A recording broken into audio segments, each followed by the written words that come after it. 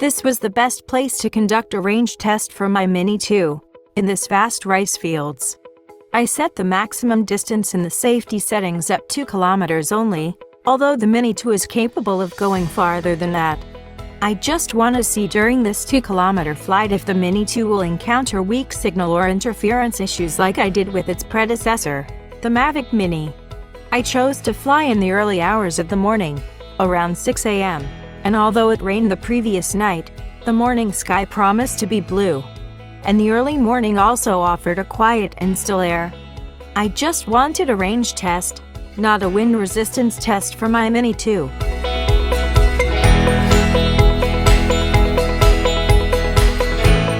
It took 5 minutes for the Mini 2 to reach the 2-kilometer mark using the normal mode. In the N mode, you can only go up to a speed of 10 meters per second. During the 5-minute flight, I didn't encounter any error warning, and that was a breather coming from a Mavic Mini user. The specs said the maximum transmission distance is up to 10 kilometers for FCC variant and 6 kilometers for the CE. I started experiencing glitch in the OcuSync 2 transmission beyond the 1.9 kilometer mark flying at 60 meters altitude. And the weak signal warning only appeared after I started the RTH command. That's the time the Mini 2 was rotating and started facing the remote controller.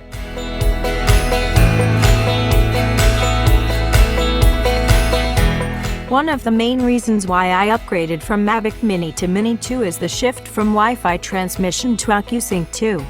Weak video transmission would always ruin my footage, especially when maneuvering a slow and smooth drone movements. COP regulation in the Philippines says do not let the drone fly outside of your visual line of sight, and flying the Mini 2 up to 6 kilometers makes no sense.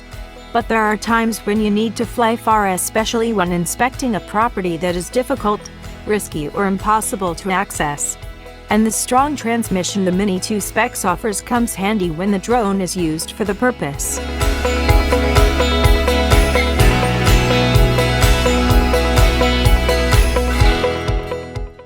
In conclusion, I would recommend the Mini 2 for those who want to own an everyday fly cam for the first time. For Mavic Mini users, if transmission or wind resistance is never an issue to you, then there is no reason to upgrade.